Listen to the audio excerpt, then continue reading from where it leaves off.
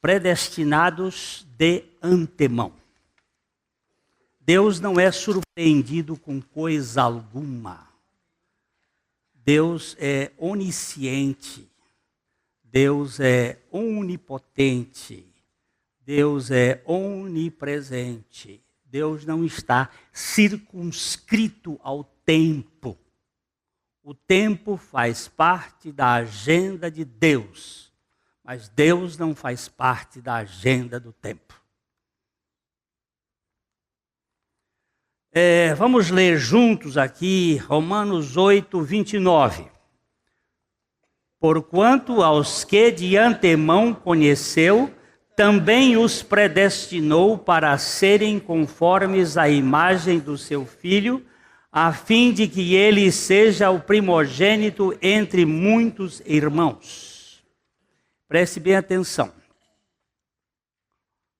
O verso 29, por favor, me coloque o verso 28 de Romanos 8, primeiro.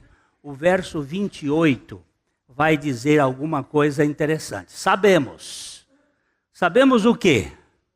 Sabemos que todas as coisas cooperam para o bem daqueles que amam a Deus, daqueles que são chamados segundo o seu propósito. Não vamos tentar entender, vamos olhar o que a palavra de Deus diz. A palavra de Deus não é a mesma coisa que geografia, que ciência, que história que nós aprendemos com o nosso raciocínio linear, histórico. Não, a palavra de Deus só pode ser recebida por revelação do Espírito Santo. Nós estamos num outro nível. É o nível espiritual, não é o nível psicológico. Ele está dizendo que sabemos que todas as coisas cooperam para o bem daqueles que amam a Deus. Eu amo a Deus. Muito bom, ponto. Mas você só o ama porque ele lhe amou primeiro. Nós o amamos porque ele nos amou primeiro. A Bíblia explica a Bíblia. A hermenêutica bíblica tem que fundamentar-se na própria Bíblia. Ele está dizendo, daqueles que foram chamados ou que são chamados segundo o seu propósito. Eu não sei explicar os propósitos de Deus e jamais vou tentar fazer isto, mas eu sei que Deus tem as suas razões que foge à minha razão. Tudo quanto foi revelado pertence a nós e aos nossos filhos. Mas aquilo que não foi revelado pertence ao Senhor. Se Ele não nos quis revelar certas coisas, eu me curvo em adoração, mas não posso negar os fatos do que está escrito na palavra de Deus. Então, no verso 29, ele vai dizer, porquanto aos que de antemão conheceu. Porquanto aos que de antemão conheceu. Esta palavra conhecer aqui, nós precisamos entender. Se ele é onisciente, ele conheceu alguma coisa?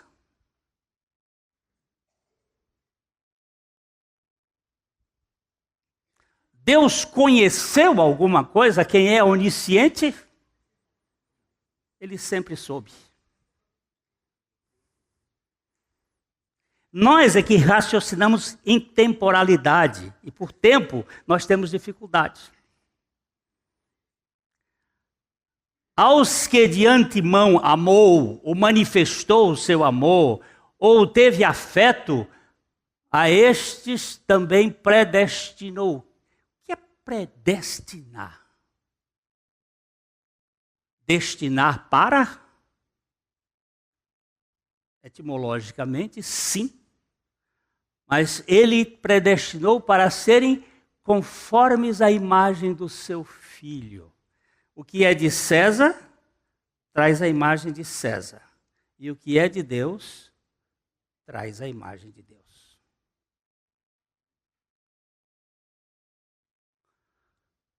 a fim de que ele seja o primogênito, o primeiro gerado entre muitos irmãos. Jesus, ele é o primogênito da criação, ele é o primogênito da redenção, ele é o primogênito dentre os mortos. E ele é o unigênito Filho de Deus. E nós somos filhos de Deus nele. Jesus é o Ruios de Deus, o Filho de Deus. E nós somos as tecnia de Deus. Nós somos os filhos através dele. A Bíblia é clara em dizer que a onisciência de Deus é a causa de todas as suas ações e que a predestinação é consequência da sua soberania.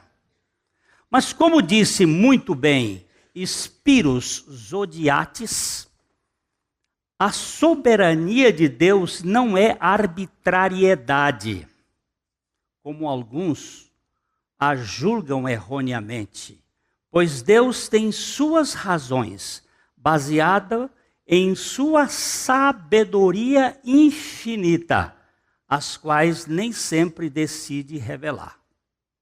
Ele é infinitamente sábio em sua infinita soberania. Vou dizer uma coisa aqui. Nenhum atributo de Deus pode negar o outro. Deus é infinitamente amor e infinitamente justo. Agora, nós tentamos entender isso e não conseguimos. Ao mesmo tempo que ele é infinitamente amor, ele é infinitamente justo, ele é infinitamente santo, ele é infinitamente misericordioso, infinitamente predestinador de todas as coisas. Nada, absolutamente nada, está fora do controle de Deus. Poucas doutrinas suscitam tanta controvérsia ou provocam tanta consternação quanto a doutrina da predestinação. Ela é uma doutrina de difícil compreensão que exige ser tratada com grande cuidado e cautela. No entanto, é uma doutrina bíblica e, portanto, exige ser tratada. Não ousamos ignorá-la. O fato de, às vezes, a gente passar por cima gera um vácuo. Com sua sabedoria, A. W. Pink disse: em vez de afastar-se horrorizado diante da doutrina da predestinação, o crente, quando vê esta bendita verdade, da maneira como é desvendada na palavra, descobre as bases para manifestar gratidão e ação de graças, de maneira que nenhuma coisa proporciona tal gozo, exceto a divina e a dádiva indizível do próprio Redentor. Só os incrédulos podem blasfemar da escolha soberana de Deus.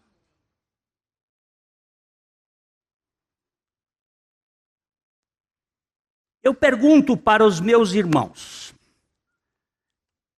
Titi tem autoridade de escolher os jogadores de sua seleção? Ele tem autoridade para fazer isso? E se ele quiser escolher um e outro não, ele é injusto por escolher um e outro não?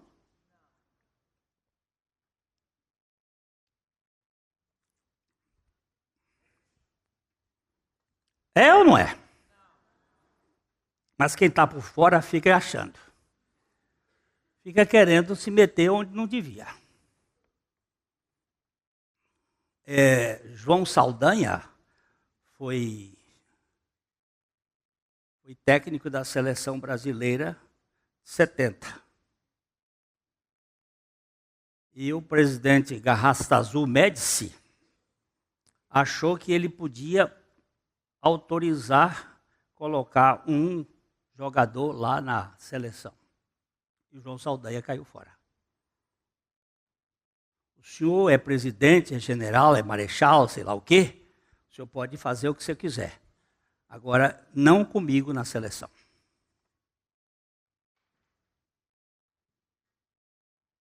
Agora, Deus é soberano. E não pode ser injusto.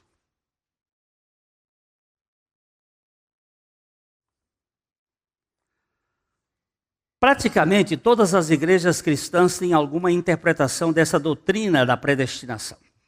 Isto é inevitável, uma vez que o conceito é claramente encontrado nas Sagradas Escrituras. Essas igrejas, porém, discordam, às vezes fortemente, sobre o seu significado. A visão metodista difere da visão luterana, que ainda discorda da visão batista. Embora seus pontos de vista difiram, cada uma tenta enfrentar essa questão, essa dificuldade, essa difícil questão, de acordo com a medida da compreensão de cada um e da fé que cada um tem. O que a predestinação significa em sua forma mais elementar é que Deus se encontra no controle real de nossa existência. Ensina que nosso destino final está, de fato, nas mãos de Deus. Outra maneira de dizer isto é, na eternidade, antes mesmo de nossa existência, Deus decidiu salvar alguns membros da raça humana e deixar o resto da raça caída entregue a si mesma. A queda não foi um acidente, nem a salvação é um improviso. Deus sabia.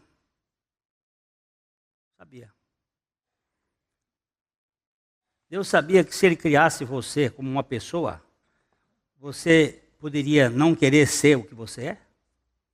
Sabia. Se Ele botou uma vontade em você, e Ele não podia fazer de nós um robô, porque senão Ele roubava a liberdade e a decisão humana, Ele criou você como uma pessoa. Ele criou você com um corpo, Ele colocou em você o fôlego dele, e você se tornou uma alma vivente. E você tem um corpo com instintos, e você tem uma alma que tem racionalidade, emocionalidade e volitividade. E quando o Tiago vai falar do pecado, ele vai dizer, agora põe aí, eu tenho que colocar aqui. Tiago capítulo 1, verso 13. Tiago 1, 13. Onde é que é o problema nosso? Onde está o nosso problema? Depois você lê a capa do boletim em casa, ou se quiser. Porque também é questão de vontade. Ninguém, ao ser tentado, diga, sou tentado por Deus.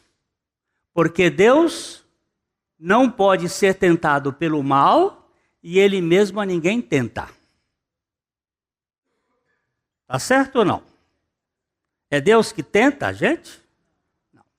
Como é? Verso 14. Ao contrário, o que é? Cada um é tentado pela sua própria... O que é cobiça? 1, 2, 3. O que é cobiça? O que é cobiça, gente? Desejo, vontade, concupiscência. O desejo intenso pela sua própria cobiça, quando esta o atrai e o seduz. Então, a cobiça, depois de haver concebido, começa por dentro uma concepção, uma geração, dá à luz o pecado. E o pecado, uma vez consumado, gera morte. Onde foi que estava o problema? O problema estava na vontade. Mas Deus não podia fazer um ser sem vontade, porque Ele não faria um ser segundo a sua imagem e a sua semelhança. O homem fez. Você tem um iPhone aí, ou qualquer coisa parecida desse bicho? O homem fez isso aqui, ó. É um LG. Esse bicho aqui tem cada coisa que a gente assusta. Ele até aprende. Ele tem uma inteligência. Mas esse bicho aqui não tem vontade. Cachorro não tem vontade. Cachorro tem instinto.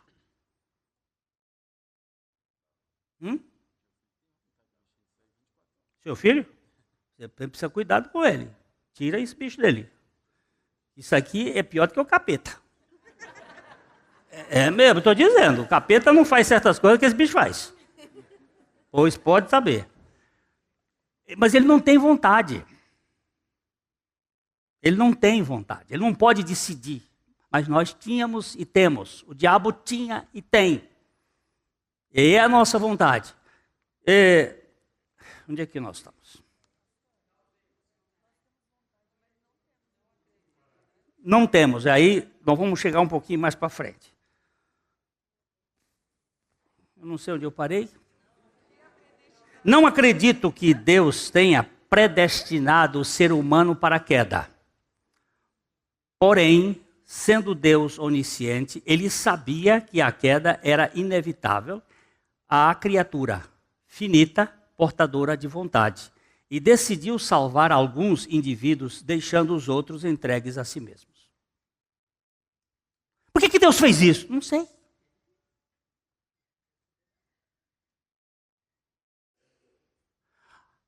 Aí alguém vai dizer assim, é porque Deus sabia que a pessoa ia decidir lá no futuro. Deus não predestinou decisão de pessoas, Deus predestinou pessoas. Não existe em lugar nenhum da Bíblia que fala que Deus predestinou decisões. Ele predestinou pessoas. Pode pegar. Todas as vezes que existe a palavra predestinação está ligada a gente. E não a atitude de gente.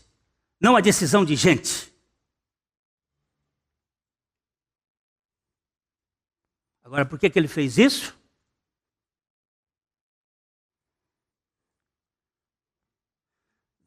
Deus predestinou salvar em Cristo e deixou os que desprezam o seu conhecimento entregues a si mesmos em seus pecados.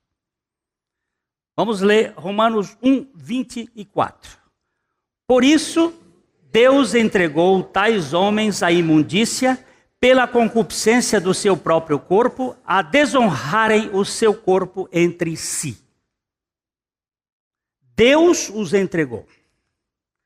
Vocês viram a entrevista do Ronaldo Esper? Ele, um costureiro brasileiro, bem famoso, sempre muito crítico, homossexual assumido. Ele diz ter tido uma experiência com Jesus Cristo.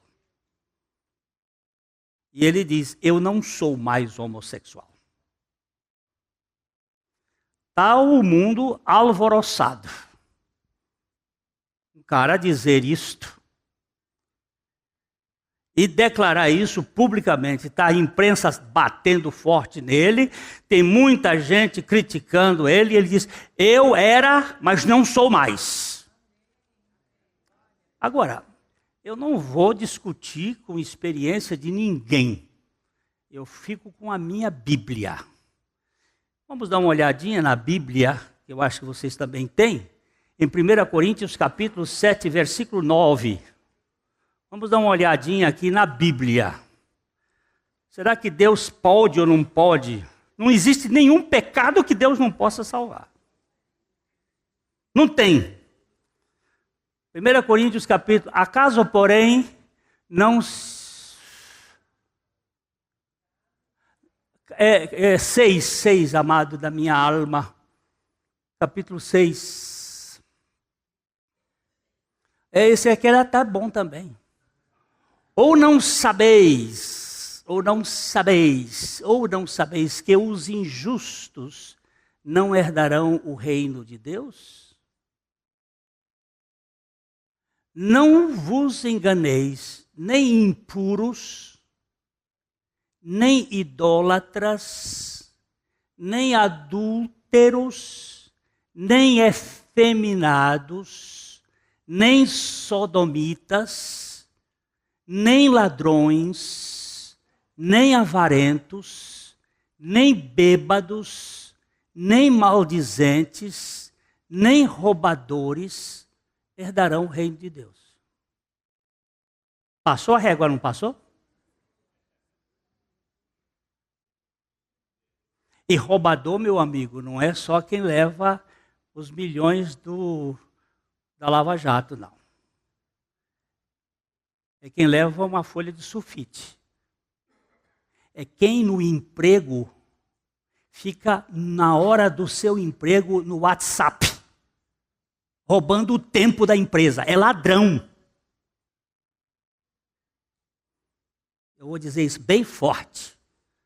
Cuidado, porque a gente tem a impressão, corrupto é o Palocci, que roubou 1 bilhão, tem 1 bilhão de reais nas contas dele lá nos Estados Unidos, sei lá onde.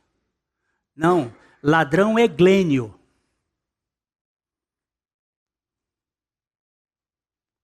Basta eu roubar 1 centavo.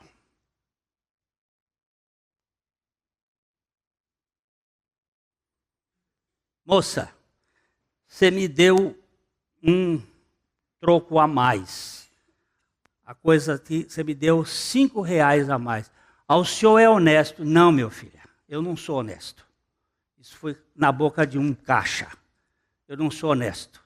Eu ia querer levar vantagem nesses R$5.000 aqui, nesses R$5. Quem é honesto é aquele que vive em mim. É Jesus Cristo. Aí é a oportunidade de falar de Jesus. Porque a minha natureza é roubar. Eu sempre fui ladrão. Roubei na minha casa muitas vezes. Mas a Bíblia diz que não entrarão no reino de Deus. Por favor, vamos voltar lá. Aí ele diz, nem ladrões, nem roubadores. Verso 11. Verso 11. Nem ladrões. Tais. Volta lá, o 11, amor da minha vida. Tais fostes alguns de vós. Mas vós vos lavastes, mas fostes santificados. Eu sempre fico meio impressionado, porque eles aqui puseram na voz média e aqui eles puseram na voz passiva. Não sei porque o verbo é o mesmo. Mas vós fostes lavados, mas vós fostes santificados. Mas vós fostes justificados em o nome do Senhor Jesus Cristo e no Espírito do nosso Deus. Esse Deus tem poder de fazer coisas que a gente não tem capacidade de entender.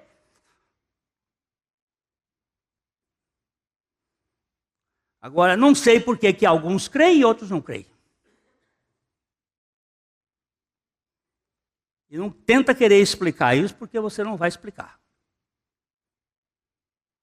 Deus não está obrigado a salvar ninguém. Porém, ao decidir salvar alguns e deixar os outros entregues a si mesmos, deixou alguns com grande implicância sobre o seu caráter, achando que ele foi injusto em não salvar todos os caídos.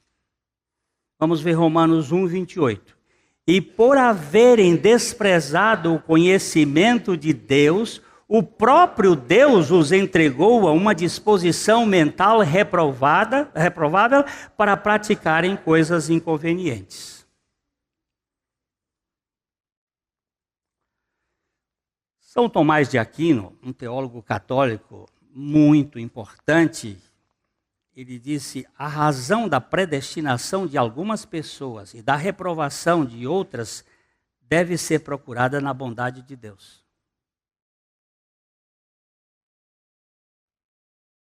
Procure na bondade de Deus que você vai achar. Porque ele nunca pode ser mau. Ele nunca pode ser injusto. Agora, porque eu não sei. Ele seria justíssimo. E nada poderíamos dizer contra ele se condenasse todos ao inferno. A questão em jogo é a sua eleição. Alguns não suportam ver a bondade de Deus em favor de alguns. Se nós todos fôssemos para o inferno, Deus seria absolutamente justo. Agora, a nossa implicância é por que Ele salva. Você não pode fazer isso! Você não é justo! Não, eu não sou justo, eu sou gracioso. Sou misericordioso. E eu sou misericordioso com quem eu quiser ser misericordioso. Isso ele vai dizer aqui na Bíblia. E você não pode... Como é que eu, um vaso, vou contestar com um oleiro por que o Senhor me fez assim? Se eu não sou Deus, como é que Deus pode escolher uns e outros não? Como é a seleção de Deus? Quais são os critérios para Deus escolher ou rejeitar? Há algumas visões ou pontos de vista que tentam explicar essa questão. Alguém colocou no Facebook essa semana um negócio, eu não sei nem como é que foi, porque soube por boca, de que se eu não sei que meu filho vai ser salvo, eu não devo orar por eles? Absurdo isso. Eu não sei quem é que vai ser salvo, eu tenho que orar por todos. Eu tenho que orar por todos aqueles a quem Deus colocar no meu coração o propósito de orar. Porque até a oração é um dom da graça de Deus.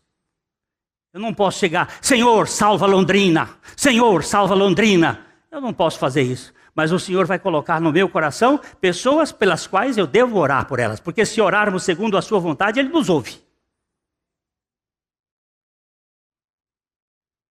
Agora eu quero dizer aqui num parêntese. Deus é onipotente? É ou não é? É raiz por quê? Deus pode salvar todas as pessoas? E por que alguns não são salvos? É porque a vontade do homem decidiu contra a vontade de Deus? Se a vontade do homem puder obstacular a vontade de Deus, então Deus não é todo-poderoso nem soberano.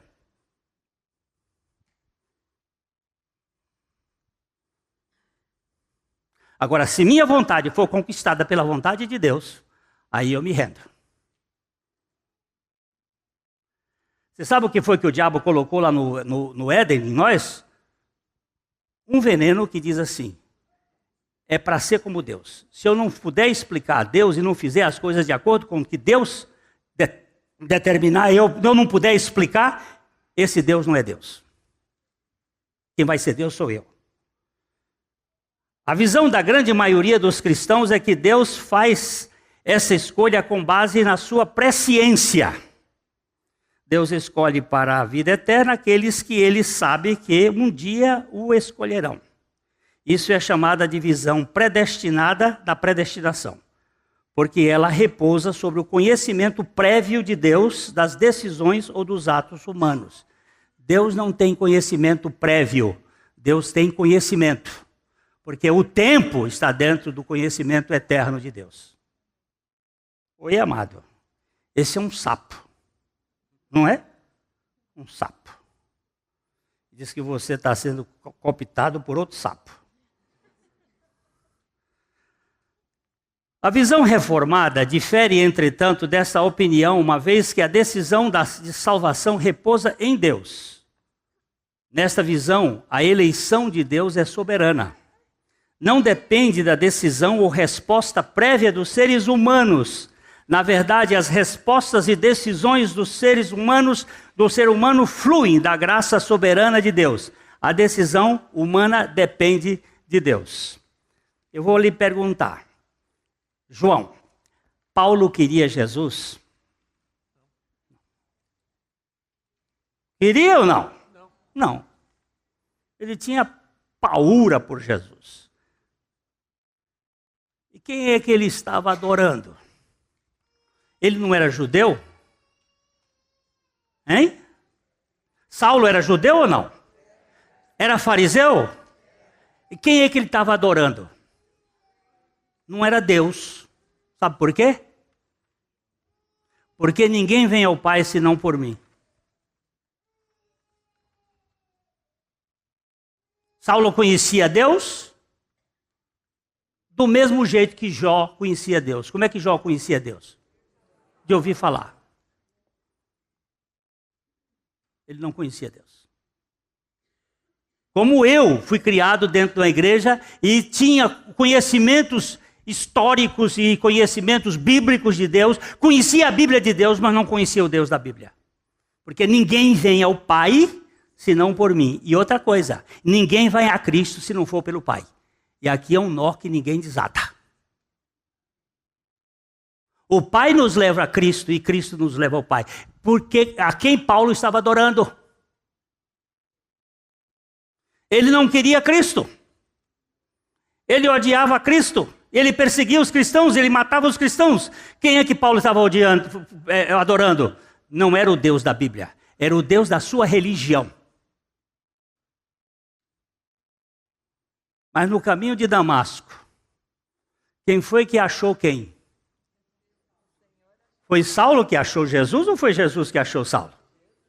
Foi Jesus que nocauteou Saulo e ainda lhe perguntou: Saulo, Saulo, por que me persegues? E ele faz uma pergunta: quem és tu, Senhor?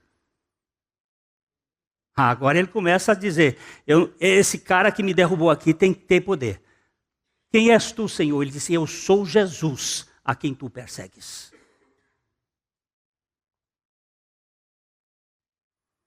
Este homem tinha revelação, teve revelação de Deus, não conhecimento de Deus, simplesmente. A visão reformada sustenta que abandonado a si mesmo, nenhuma pessoa jamais escolheria Deus. As pessoas caídas, mesmo que tenham alguma liberdade de escolha e sejam capazes de escolher o que desejam, não escolheriam jamais a Deus ou a Cristo.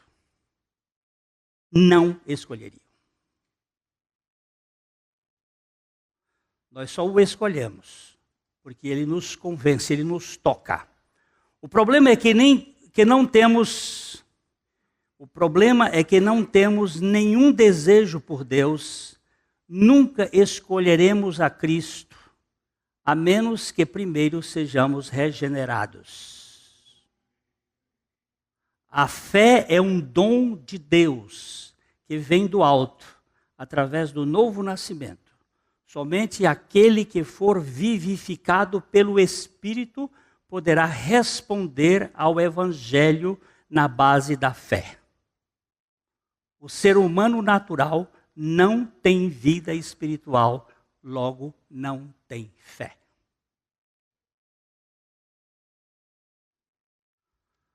Eu faço a seguinte pergunta, essa aqui é constrangedor. Quantos ossos secos do vale de ossos secos poderia ter vida?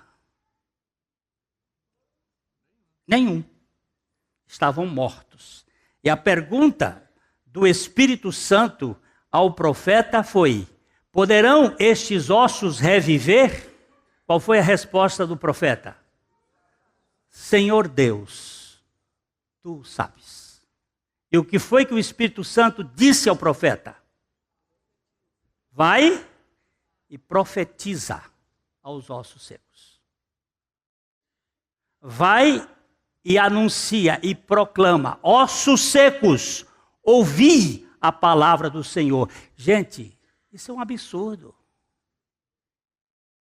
Como é que osso seco pode ouvir? Ele pode até ser osso, mas não ouça. Ele não ouve. Ele está morto. Mas profetiza: a minha palavra é poder. Como é que foi que Deus criou este mundo? Pela palavra. Como é que Deus regenera este mundo? Pela palavra. E por que Deus, quando você prega a palavra, um crê e outro não crê? Aí você fica calado. E pode ser que um não crê hoje e crê amanhã.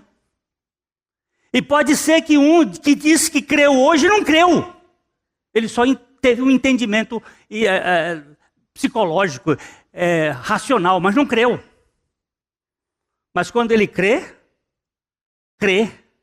por um milagre de Deus. É um milagre. Novo nascimento é milagre. Eu já tentei explicar, fazer quadrinho, mostrar como é que é, nunca deu resultado. Só dá resultado com a palavra. A palavra gruda lá na pessoa e ela fica martelando e o Espírito Santo convence e aquela pessoa é salva. Os outros são só convencidos e ficam na igreja dando problema. Porque quem não é convertido é convencido. E quem é convencido se convence que vale alguma coisa. E aí vai dar problema pro resto da vida. Hein? Criando e dando problema. Gente convencida e não convertida. Porque quem é convertido, ninguém se converte. Outro dia eu estava conversando com uma moça, ela disse assim, eu me converti. Eu digo, sai de mim. Quem foi, pastor? Eu digo, você se converteu, minha filha? A minha Bíblia diz assim, converte-me e serei convertido. Salva-me e serei salvo, porque tu és o meu louvor.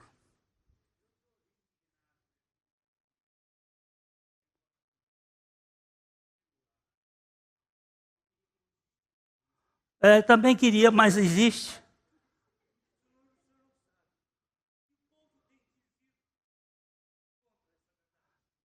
Meu filho, mas, olha, põe o seu joelho em terra e ora, porque eu só vou dizer uma coisa para você. Eu vou dizer um negócio para você. Jesus causou um escândalo danado. No dia que ele chegou em Nazaré e fez uma pregação. E Jesus leu o profeta Isaías. E depois que ele leu o profeta Isaías, ele contou uma história. Ele disse que havia muitas viúvas em Israel no tempo do profeta Elias. E ele foi enviado apenas à viúva de Serepta de Sidom.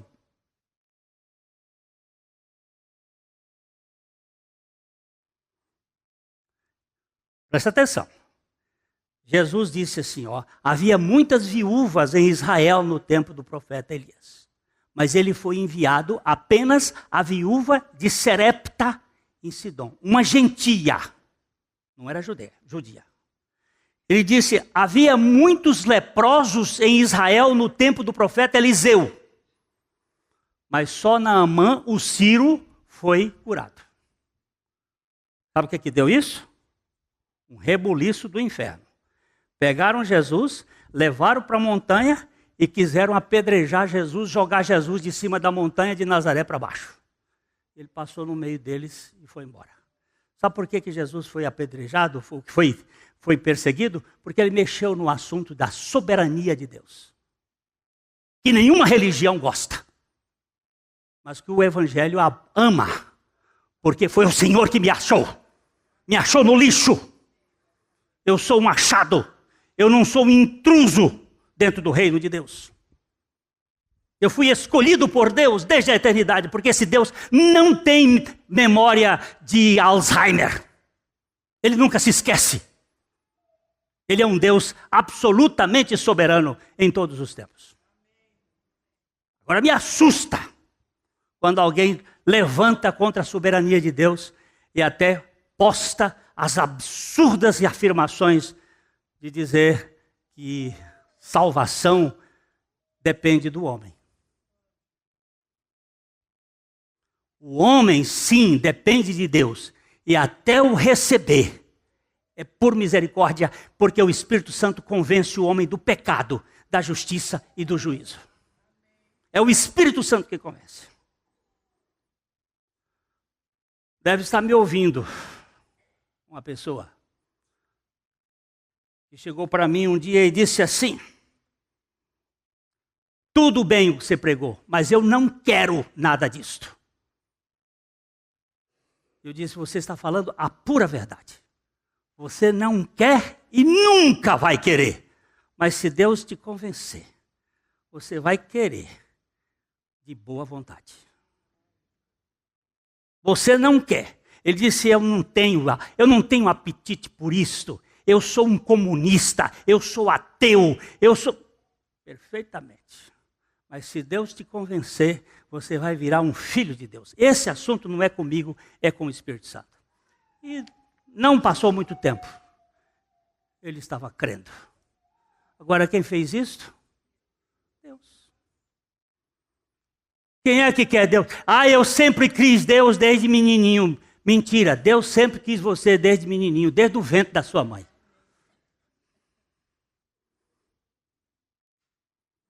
Mas isso tira o nosso direito de ser. A decisão é minha. Não, a decisão é sua, sim. Mas essa decisão é convencida pelo Espírito Santo.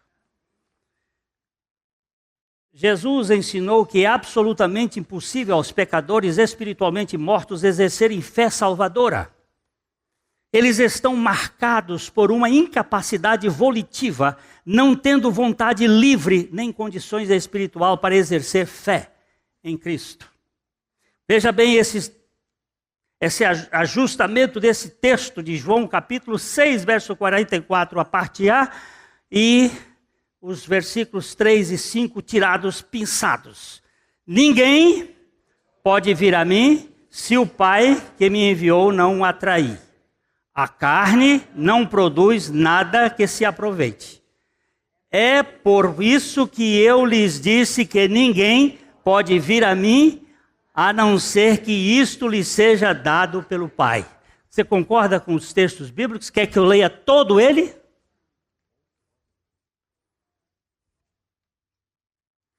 Mas eu não entendo, eu também não.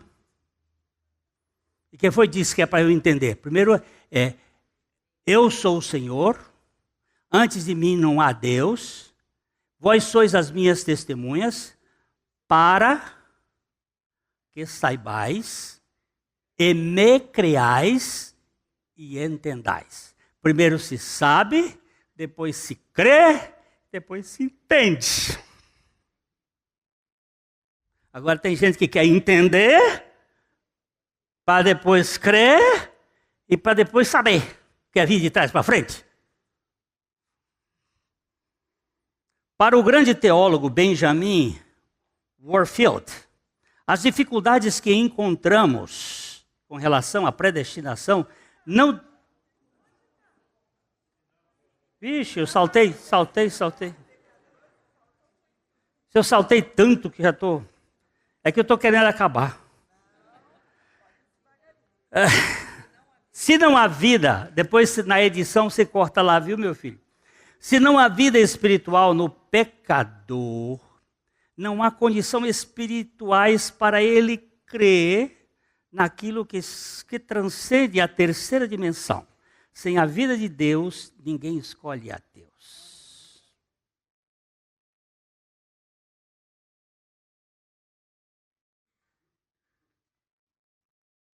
Eu fui assistir uma apresentação de Bob Hope, um humorista americano famoso. O meu inglês é desse tamanhozinho. Vou num teatro, num ginásio de esportes, para ouvir um humorista.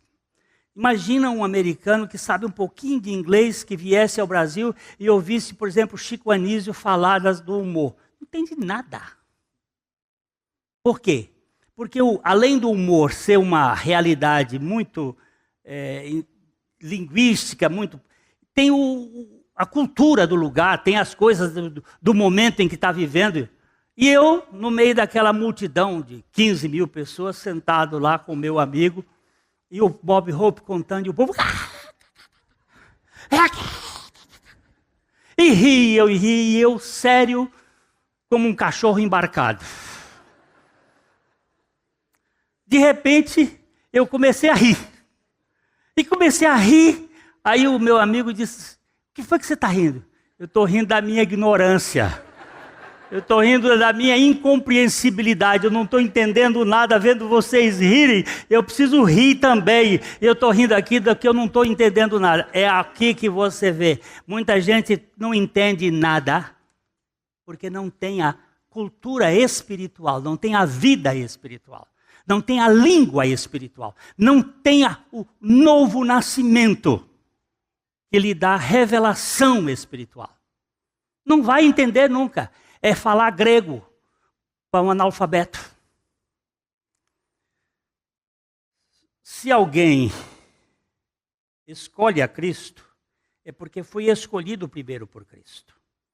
Como no caso de Jacó e Esaú, os eleitos são escolhidos unicamente com base no soberano prazer de Deus e não com base em qualquer coisa que fizeram ou farão.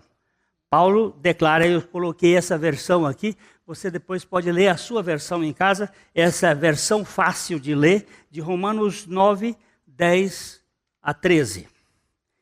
E isto não é tudo. Rebeca também tinha 2 filhos pelo mesmo pai, o nosso pai Isaque. Mas para que a escolha de um deles fosse de acordo com o propósito de Deus, ele mesmo disse a Rebeca, o mais velho servirá o mais moço. Ele disse isso antes de nascerem e antes mesmo de fazerem qualquer coisa boa ou má. Assim, a escolha de Deus foi baseada no seu próprio chamado e não em qualquer coisa que ele tivessem feito. Eu não sei como explicar isto. Não sei como é que faz isto. Eu só sei que há muita briga nisto. Agora eu não posso negar o que a palavra de Deus está dizendo. Alguns da humanidade caída recebem a graça e a misericórdia. O resto Deus os entrega ao seu pecado. O não eleito recebe justiça. Os eleitos recebem misericórdia. Ninguém recebe injustiça. Deus não é injusto para entregar o rebelde à sua rebeldia. Deus não é injusto. Você descobre que toda essa gente que está na cadeia hoje, eles dizem que não fizeram nada? Você tem observado isso? Não fala? Aliás, tem uma história muito interessante do presidente Truman. Indulto. O que é indulto? Hein? Perdão. O indulto. Tem um tal de indulto de Natal para preso. O presidente Truman, presidente lá na década de 40, 50, por ali, ele vai numa cadeia no Natal. Tinha um grupo de presos que tinham sido selecionados para ser indultados. Ele pergunta, o que é que você fez? O cara disse, eu não fiz nada. Eu estou aqui injustamente. E você? E aí cada um foi dando uma desculpa. Aí teve um que ele disse assim, eu matei para roubar, mas eu já cumpri parte da pena e agora eu estou aqui no processo de recuperação. Aí o Truman disse, você está indultado. E os outros, mas e nós? Vocês não fizeram nada. O problema de vocês é com a justiça, é com a lei. Eu não posso indultar quem não fez nada.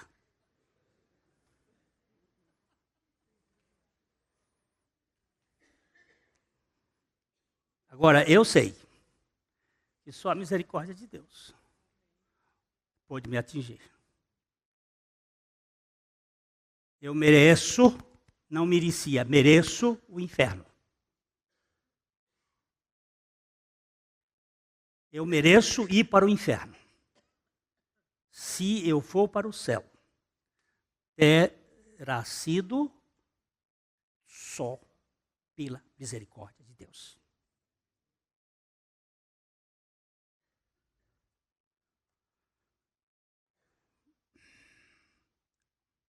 Deus não é obrigado a ser misericordioso com qualquer um ou com todos. E a sua decisão de ser misericordioso, que ele escolhe ser, é que perturba alguns. Contudo, ele nunca é culpado de ser injusto para com ninguém. O problema irritante com a predestinação é que Deus não escolheu salvar a todos. Ele se reserva o direito de ter misericórdia de quem ele tiver misericórdia. Não! O cara grita logo do lado. É injusto. Não. Injusto é se ele não mandasse todo mundo para o inferno.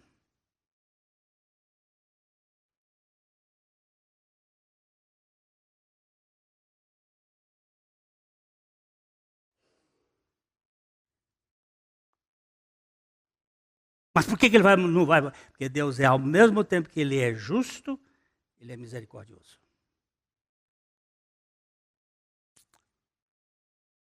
Vamos ler aqui, Romanos 9, 14 e 15. Que diremos, pois? Há injustiça da parte de Deus? De modo nenhum. Pois ele diz a Moisés: terei misericórdia de quem aprouver ter misericórdia, e compadecer-me-ei de quem aprouver ter compaixão. Tite, você não escolheu. Me dá um jogador de vocês aí que você escolheria. Que não está na seleção, dá aí um.